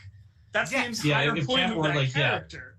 Yeah, he literally wanted to go to Vietnam because his brother was killed in the war, and so wanted to become like a glory soldier. And but the problem was that by the time that he was old enough to get drafted, the conflict was over, and so he just had all this like pent up anger and like wanting to like be a hero, and so got his powers from the power broker. And fought Captain America to show that like he was just as strong as Cap was and could do what Cap could do. Yeah, and that's what makes that John story Walker's so great. He's not redeemed to me, by the way. Like everybody thinks he's redeemed at the end. He's not redeemed to me. No. I think the show's presentation of that was a little sloppy. I think it could have been a little more effective in that. But I do think him being like, "I'm back" is meant to make us feel like, shit, this isn't gonna be good. Whenever this guy pops up again, it's not gonna be pretty. Yeah. And that's what I find so fascinating about him as a character is when he gets the opportunity to be Captain America, he realizes, oh, this is way more emotionally taxing and challenging than I ever thought it would be. He ends up, one of the funniest moments in that run, speaking of like comics have always been political, there's a group that's introduced called the Watchdogs, which are basically like supervillain domestic terrorists who are like the Westboro Baptist Church. There's a hilarious scene where they're giving him a briefing and they're like, oh, they're against, teaching sex education in schools. They're against racial equality, all this stuff. And then John Walker's like, but I believe in some of that stuff too. And I have to fight these guys. And then they end up murdering his family. So he doesn't realize how much. This is the Mark Gruenwald run from the 80s. This is the story where John Walker's first introduced. Yeah. And it's, first of all, that group could exist today completely unchanged. You wouldn't have to change a word of any of that dialogue. But it shows that, like, being Captain America is not just rolling up and punching dudes. There's a lot of having a shield. Decision-making. Yes. There's so much more that goes into it. Yeah. Well, it's interesting, though, too, because, like, John Walker is a fascinating character because he's had time to become a fascinating character and become more nuanced over the years, which is like an issue that like the show doesn't really get the chance to like fully flesh that out. Like you do get to see like where he's coming from and get to kind of see more of like his mentally approach. But it's like for a time when he became Captain America, he did a decent job of it. Like he did like honor the position until he became U.S. agent, and like even then, like his time while a bit contentious with like the West Coast Avengers wasn't like he wasn't like a total nut bar about it. Like, it was really just kind of the start off and like a few other points, like especially by the time we get like Nick Spencer's Sam Wilson Captain America run, right, where like he kind of gets like bought and sold back into the rhetoric of like you deserve to be Captain America. If anyone should be Cap after Steve retires, it should be you. Right. He's like, yeah, it should be me. And that's why I think he is interesting, because he makes such a dynamic foil to all of the Captain Americas, right? He's much more in line with the ultimate Cap, the one who's like never going to question the government and is always going to fall in lockstep. And he makes Steve and Sam and Bucky to a degree shine a lot brighter, because you see the counterpoint and realize, oh, this is what I think some people would perceive Captain America to be versus what he actually is. Right. Mm-hmm. Do you feel that and this is something I think we either brought up earlier, we talked about pre-show, but let's talk about the history of comic books referring to real countries versus fictional ones. We see this a lot. I mean, DC Comics has like fictional cities, right? But when we're talking about like fictional countries, I like it's interesting how the companies tackle that, right? Like we have Latveria, and that's so specifically tied to Doom, Doctor Doom. It's hard to do a full like political takedown of it because it's quite like fictional. But then you have like Karak and Kandak and Bialia, and in the Middle East with DC, we have like Bodnesia. There was an episode of Young Justice where they do North and South Bodnesia. I think it's Bodnesia, where it's like it's just North and South Korea, and they're talking about that. How do you guys feel about the real world application of that? Yeah, I think the question kind of. Go, Brian, go. So I think the question kind of comes down to just that idea of, I think they make up the fictional countries to avoid offending anyone. But then there's also that part of me that's like, is it more offensive when you make up a fictional place? I kind of can't pinpoint what the more or less offensive thing would be in that scenario. And it's interesting because I was actually, did you guys read the History of the Marvel Universe miniseries that came out fairly recently? Yes. It's not talking about the Marvel Universe history. Not the DC, not the DC one. Yeah. No. They basically in it kind of stealthily retcon the entire Vietnam War, which is like, because of the sliding timeline, they're like, the Vietnam War happened when it happened, but any stories that clearly take place in the Vietnam War now happen during this fictional conflict that will now always happen. What fictional conflict? Let me read the exact phrasing here for you. Let me find this. I have the book on hand, so I can discuss this because I found this fascinating. While you're looking it up, while I look that up, well, while you're looking it up, I just want to say specifically to anyone who's watching or listening what the sliding timeline is. Basically, DC Comics does a reboot where they reboot everything back from the beginning every 10 to 20 years. Marvel does a sliding timeline where they say that all events of comics that even came out in the 60s have happened. They've just happened more recently. So any characters who have stories that are tied with presidents or specific world events, wars, you just slide it up. So maybe Spider-Man didn't meet Reagan, but he met Obama. Or Punisher isn't from Vietnam, he's from the first Gulf War or Iraq War.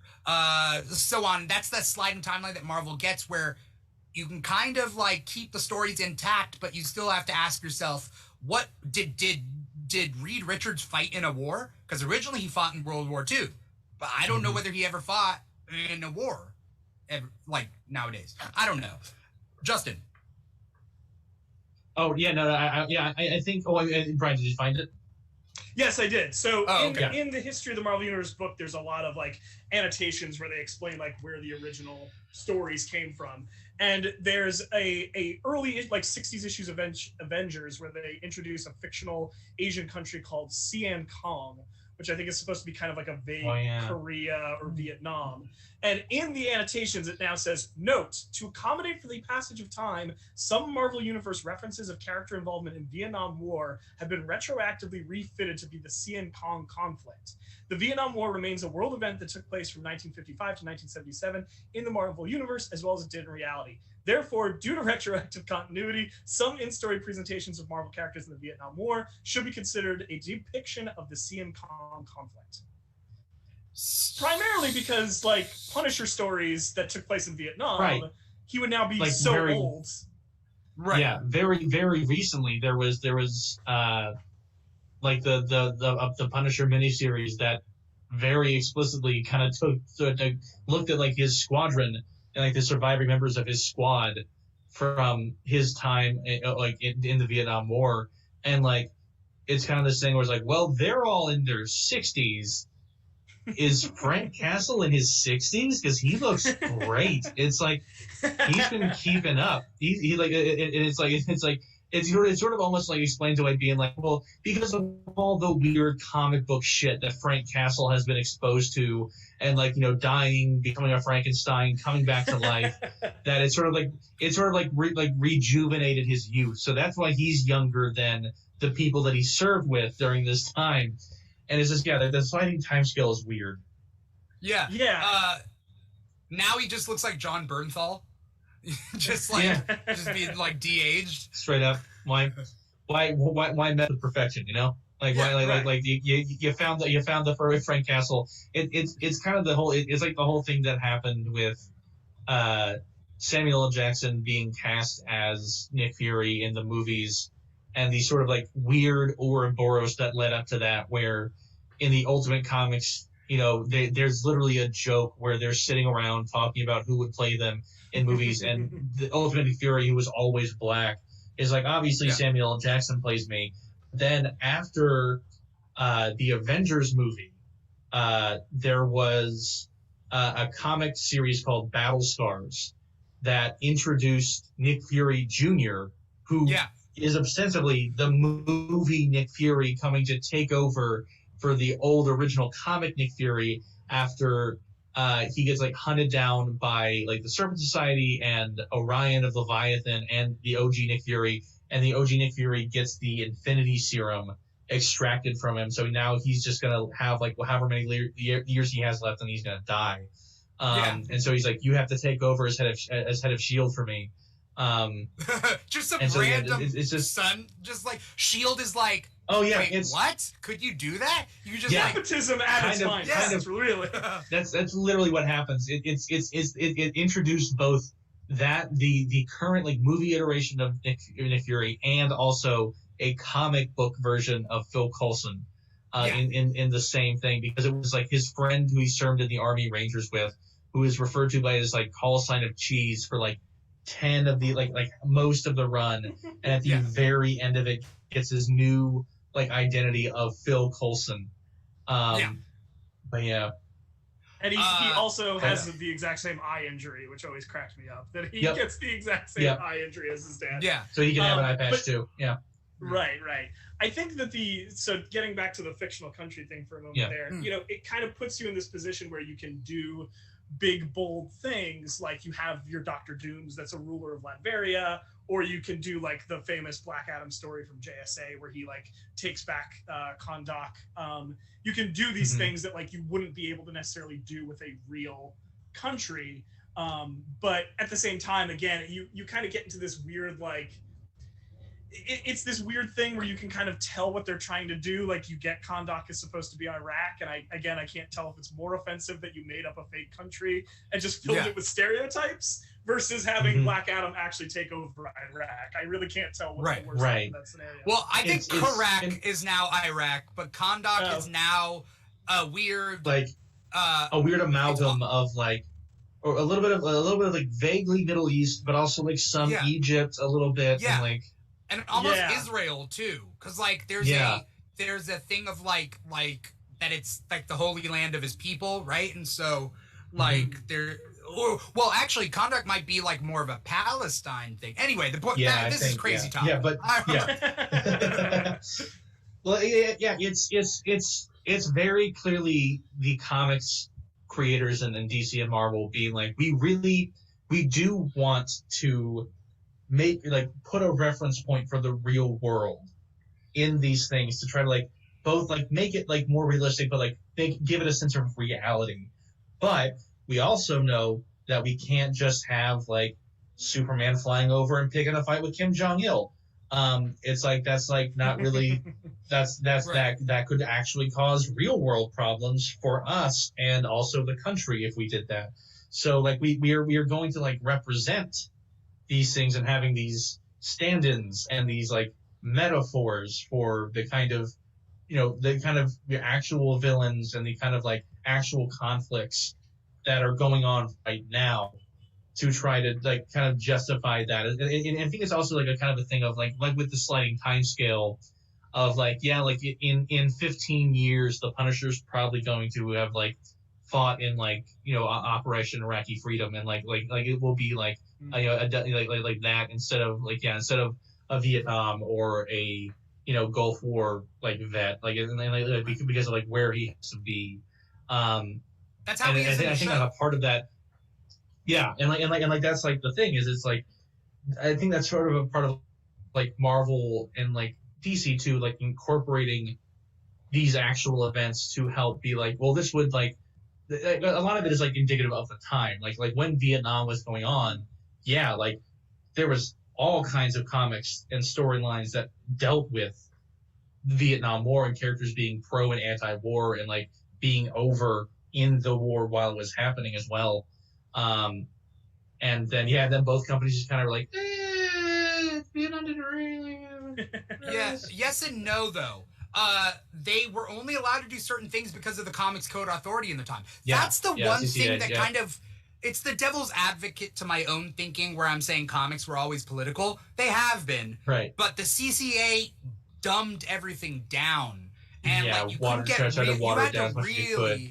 you had to really like get under, which is also probably like why another factor into why these fake countries were created, because like by all intents the Comics Code Authority would not allow a Justice League story about the Justice League flying over to Iran or falling or like to an actual like South American country like the Congo like to help with like anything going on there, but they could go to a fictionalized version that wasn't real and ostensibly have an analogy happening so that it wasn't the actual people they were going to go fight, but it was for all intents and purposes. Something that I brought up earlier is that our view on not our view, comic books and their fictional countries really only affect certain parts of the globe, whether it's Central America or South American countries. They make up fake countries. Like Santa Prisca is the country where Bane is from, I believe. It's very small, Central American country, Santa Prisca. Then you also get Eastern European bloc countries that have like Sokovia, Latveria, Pokolistan in DC. Pokolistan is there. Then you get like Middle Eastern countries, you get African countries, Southeast Asia. You don't get too much South Asia, mostly because I don't know why. India takes up most of South Asia, but there are other countries that are around there. And then East Asia, they actually, so like the Great 10 in DC is an actual Chinese superhero team. They don't do anything political against China.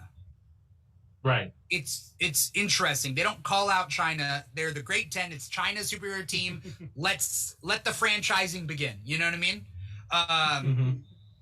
Versus like the Middle East and whatever. I don't know. I think it's very interesting which countries they choose to fictionalize and which countries they don't, or which regions.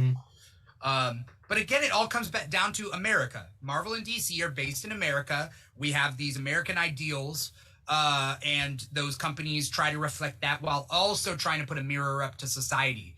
And I think there's a bunch of different interests because it's a business, it's an art form, it's a monthly art form / entertainment / whatever. Then they're trying to build off TV shows and movies off of it. You can only do so much, but you also have like characters that are almost 100 years old, right? Like these characters are getting up there. What do they stand for? Mr. Plow says, personally, I think they don't touch certain countries because of limitations of the artist drawing ethnicities. That's interesting. I think that's valid. There's actually there's a really. Go ahead. Sorry. Huh. No. I think that's honestly probably another good reason because only in relatively recent years has there been a bigger push to bring in like creators of the groups that are being represented in the comics, either in the characters and the backgrounds and the locations, to tell the stories of it. It is, by and large, kind of, for a while there was just white people doing it with like the occasional like person of color happening, like being there and getting there as well. But yeah, I think it's been a recent push, and I think it's also that thing of like maybe we don't want to see what this white dude's interpretation of like can this white dude accurately delineate between like Iranian, Palestinian, like Iraqi, like to get like the features of like the nuance down of this. Right. I think it's still a dumb excuse. It's just like, I mean, is it better to just take them out of the story or learn to draw them? Like, I don't know. Back in the day, they used to draw like really racist, like interpretations with the Fu Manchu and like all that. There's I don't know. There's two plugs I'm gonna make. One is a great YouTube video by a YouTuber named Princess Weeks, and she did a video about colorism in comic books. Specifically talk a lot about Storm, and some of the examples she shows, it's like this drawing of Storm is just a white lady with a tan. Like it's bad the way some people have presented her over the years. But talking about we were talking about World War II comics earlier, and while it's always like rousing to see Captain America punching Hitler in the face, it's less exciting when you see like Wonder Woman beating up really horrible Asian stereotypes of different characters. And there's a Disney Plus documentary, I think it's called Behind the Mask. It's really good because it's all comic book creators. And there's an interview with Larry Hama where he was talking about his time at DC and how he had to like talk to someone and be like, we got to stop drawing Shang-Chi as just a yellow person. We have to do something about this coloring because it's atrocious. And it's funny to think that like it took a person of Asian descent to finally say that before anyone in the office was like, oh yeah, that's probably problematic that we're doing that. It's probably an issue.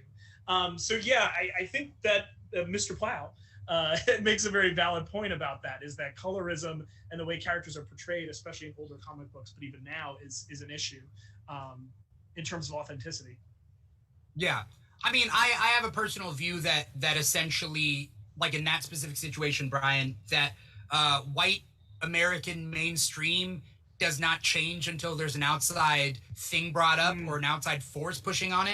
Definitely. Like the wheels just keep turning because it serves that one purpose and that one purpose only, and that one group and that one group only. And you need outside people to be able to bring it up. Absolutely.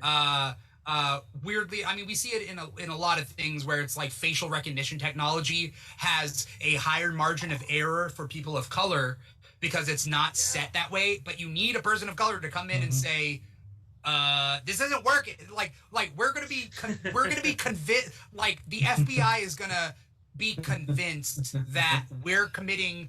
Like there's just more margin of error. We're committing more crimes.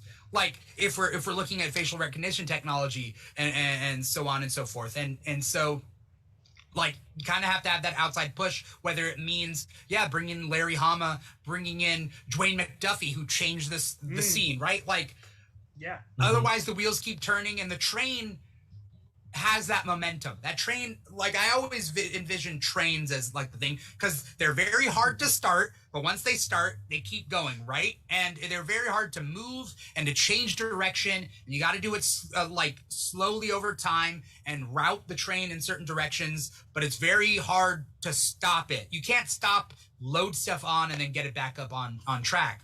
So you kind of have to figure that out. There's a lot of momentum behind it. So these industries are kind of built that way, you know? Yeah. And that idea of you need those outside voices, especially because there's a lot of older white creators who just have blind spots at the end of the day. Mentioning John Walker earlier, originally Lamar Hoskins, his sidekick, who we know as Battlestar in the show, his name was originally just Bucky. And it was Dwayne McDuffie who went up to Mark Gruenwald and was like, hey, you might not be aware of this, but like Buck is a very loaded term to use for an African-American man because of using that language in the time of slavery to refer to essentially like breeding stock in quotes. A horrific terminology, but you know, Mark Gruenwald's like, yeah, Bucky, Captain America's sidekick, I'm done. Like I could take the rest of the day off. And him saying that to him, Mark Gruenwald was like, oh, you're right, I need to change that. And he actually wrote that into the story where Lamar was like, I shouldn't use this name anymore. Battlestar, that's my name now. Right. Yeah. By the way, Battlestar was cool until he died in Falcon and Winter Soldier. Like, to me, I was like, Battlestar is classically like, he seemed way more even-keeled and smarter. Definitely smarter than John Walker in the show, to the point where I'm like, why isn't Battlestar Captain America at that point? If you want to say that it's not all about Sam Wilson, but then it's obviously why, but a lot of people didn't see that comparison or that like, they're like, Walker has done nothing wrong. And it's like, it's not that he hasn't done anything wrong. It's that Sam Wilson has earned the title. It's not that Walker is such a bad guy until he's a bad guy. It's that Sam Wilson has done more to earn that title. It's tough. It's telling that the comics were willing to make Bucky Cap before they made Sam Cap. Now that we're having this conversation, there's a part of me that's like, why did they do that? Like, Winter Soldier was still a on his path of redemption from being a murderer of many, many people. Right. Making him Captain America now in retrospect first is kind of like, what were you thinking, guys? Was that the best way to go here? Right. Well, people were really high off of Bucky coming back. It was such a big deal.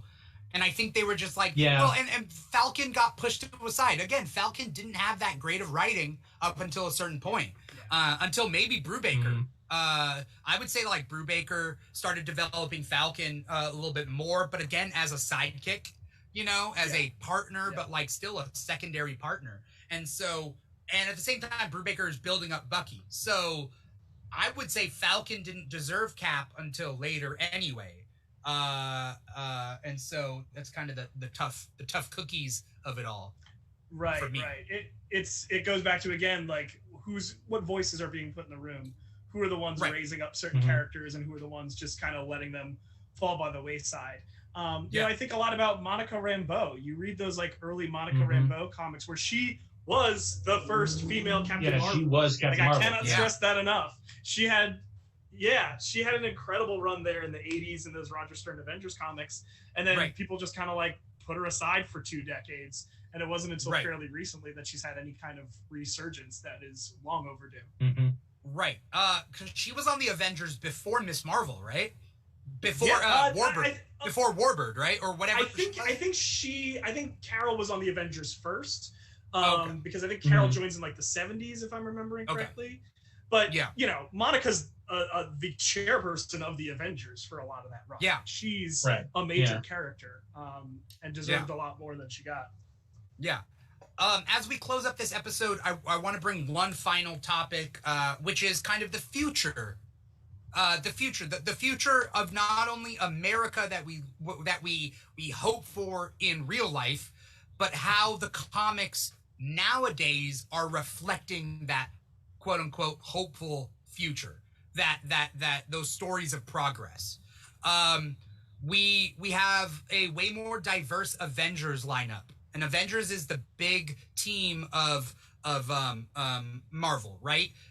Captain America, Sam Wilson has been Captain America. He is no longer Captain America, but we see glimpses into future storylines that have like Danielle Cage become Captain America. But we also deal with the rise of popularity of Kamala Khan and then Miles Morales and these younger superheroes that are on the Champions and the Young Avengers and the diversity that they're bringing in, and that's bleeding into the Avengers, which are the number one super team in Marvel. DC Comics is also doing an amazing job. I hate to pat any of these companies on the back because of their previous transgressions, I guess. The bar is low.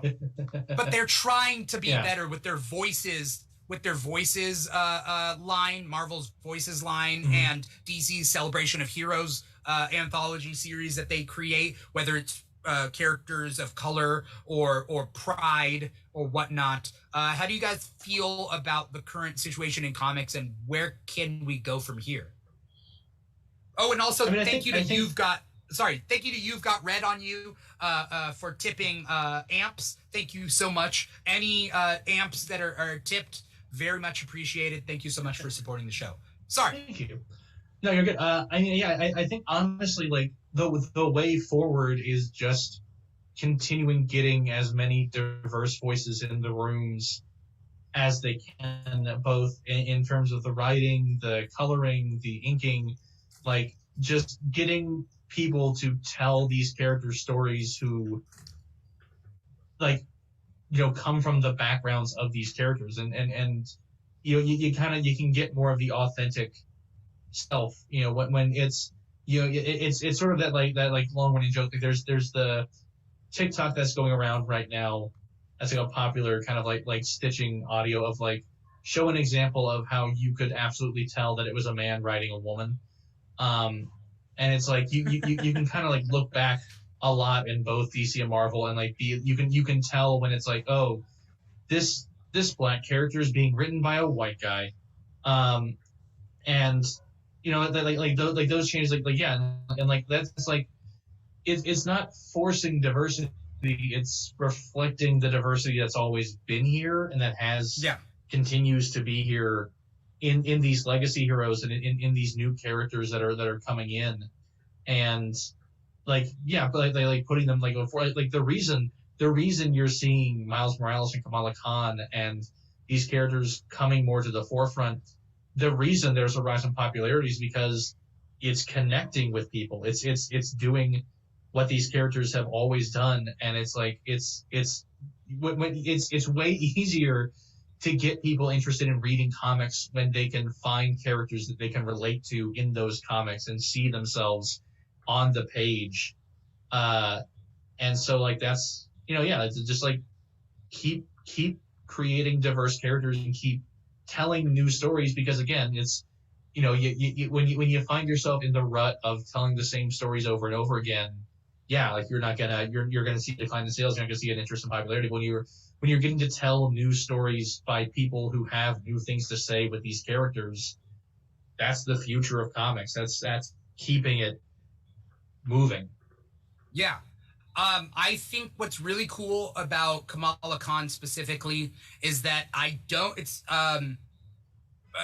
amazing to see essentially a brown girl be a hero. But my biggest connection with her isn't even that we're both brown. It's that like being a nerd, being a geek. She's a geek. Mm-hmm. And so like it's a return to form. She's Peter Parker, right? Yeah. Like in that respect. So like nobody, like if you want the good old fashioned Peter Parker, why not Kamala Khan? That's what you get, Miles Morales. Even Miles has that. Yeah, I would say that Miles Morales very much has the contemporary Peter Parker sort of essence to him. And I also think that there's a line in, I think maybe like the first or second issue of the original Kamala Khan Miss Marvel series that I think about a lot. And I think this is her version of with great power comes great responsibility, which is good is not a thing that you are, good is a thing that you do. And I think that ethos is something that is one that should be followed in our modern times, right? Because I think a lot of our society likes to be performative with things. A lot of our society likes to try to seem good, try to like present something good, but good is not a thing that you are, good is the thing that you do. And I think when you take the actions to try to raise marginalized voices, when you try to give spotlight to these marginalized characters, I think both companies and even independent companies are giving more people opportunities. It's democratizing comic books in a way that they haven't been for a lot of their history. And I think that's incredible. And I think at the end of the day, like, support the things that you want to see in comic books and more of it will manifest. And I'm lucky that I get to live in a world where I'm seeing a lot of what I like to see. One like kind of brief anecdote I want to give, because I think it really shows the impact of this. One of the things I do at my high school that I teach at, I run what's called the Fandom Club. It's very much like a geek space for kids who like anime, comics, video games, stuff like that. And during one of our meetings over the quarantine, one of our virtual meetings, one of the students like raised their hand and they were like, I just want to talk about the fact that there's going to be a gay Captain America because I think that's so awesome. And I had a moment, I was like, wow, I have so many kids in this club that identify somewhere in the LGBTQ plus spectrum. And just this like small little thing had made this kid's like day, made them feel so seen and represented. And I realized in that moment that I've never had to experience that because I've had white male heroes my entire life. But when you have had the privilege of that, you lose sight of how little representation is given to people who aren't like you. And just that little small thing can really change a person's perception and get them so excited and hyped up. And at the end of the day, I think that's what we should all want people to feel about comic books, because I think we've all felt that ostracism of not having people liking comic books.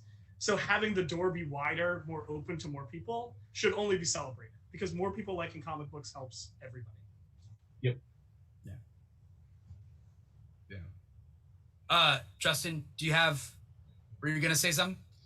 Oh no, I was just agreeing with that. It's just, like more that there's, it's only for the best and for the good things to have more people wanting to read comics, and like it only means that like the big two are actually going to like start actually trying to tell diverse stories and like bring in creators who haven't gotten to for these characters that haven't really gotten a shot and really get to explore some spaces that maybe they haven't gotten to in the past.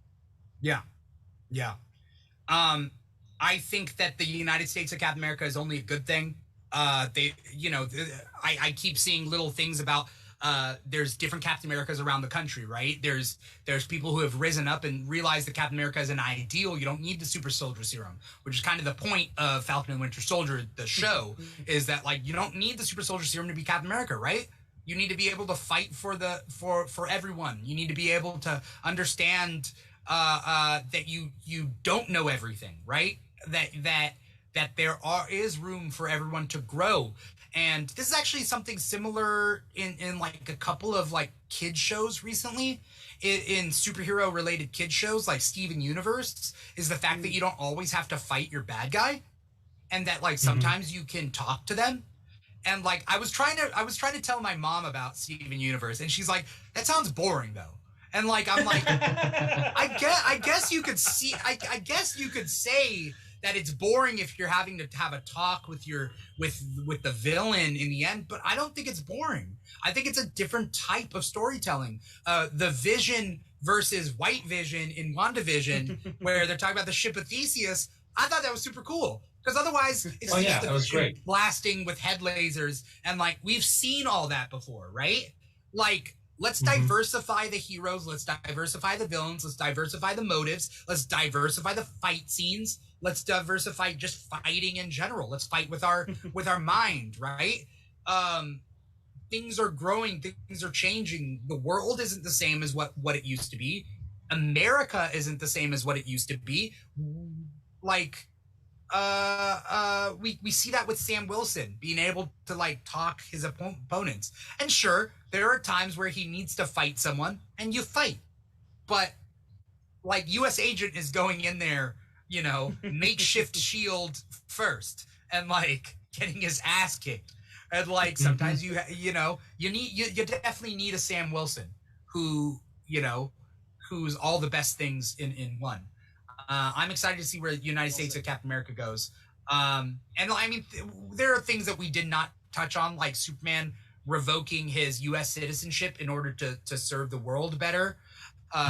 There's a run in the Superman comics where he chooses to walk across America to rediscover that American part of him, because Superman is American, but he's also represents the world. He saves the world. He saves the cat in trees without having to check the cat's passport, right? Like, he isn't like, was this cat born in America? No, like Superman doesn't care. Do we care that people are dying while they cross the border? Well, Superman cares. Superman would care that like he doesn't send people back to their countries that they're fleeing from. Superman wouldn't do that. I think that's like a fundamental misunderstanding of the character if you think that your Superman or that your Captain America would send people back. Like that's a fundamental misunderstanding of those characters. And I think that like comics are showing that nuance a little bit better now. Again, by having different voices and different people in the room. Yeah, absolutely. There's a lot. We can keep this going, but like, I don't think we're gonna solve all these issues or touch on all these issues in a given sitting of this show. But I want to thank you guys, Brian and Justin, for being on the show and talking about it, dedicating a little portion of your night. Yeah, thanks for having us. To coming and talking about it. Yeah, definitely. You guys both know a bunch of stuff. I love having both of you on the shows, whether it's this show, whether it's Comic Talk, I want to thank the audience out there for watching us. Right now, there's 298 people watching us on volume.com. Not everybody has created accounts, but for anyone out there, if you can, create an account on volume.com. You're watching us on volume.com/The Keeg Show. Create an account. It is free to create an account. You can chat with us. The Keeg does multiple shows a week. So if you create an account, you can watch our shows. We're dedicated to bringing you diverse topics, diverse shows. A lot of them are super fun. This one was more of a discussion and a deconstruction of America and comics, but they're not all serious like this. The Keeg Back is definitely our Friday night show where we shoot the shit and we have fun and we bring on some guests and we just goof around. Then there's also that's the Keeg Back is on Friday nights. Comic Talk is on Thursday nights. We have so many shows that the Keeg brings you. So definitely, please, invest in us. It doesn't have to be money. It doesn't have to be those tips. It's just creating a free account, clicking follow wherever you are, whether you're on YouTube, whether you're on Facebook, whether you're on Twitch. Volume is our #1 platform. We love you guys. We love Volume. That's definitely some place that we definitely want to grow on. So create accounts, click follow, help support us just by being there, willing to listen. It's always great. As we close up this episode, I want to bring it back to Brian and Justin. If you want to say your social media out loud, spell it out if you need to. Tell me any plugs that you have. Tell us about what you have coming up. That would be great. Brian, you want to go first? Yeah, sure. You can follow me on TikTok, Captain Comic Rex, RECS, like recommendations. It's mostly just me talking about comic books, so if you enjoyed my blatherings tonight, definitely go check that out. I don't really have anything to plug other than same plug as last time: support your public schools, pay your taxes, make sure your public schools are well funded. That's my plug. Yeah. Look both ways before crossing the street. Always listen to your mama. Exactly. Yeah. Children are our future. Remember that. Yeah.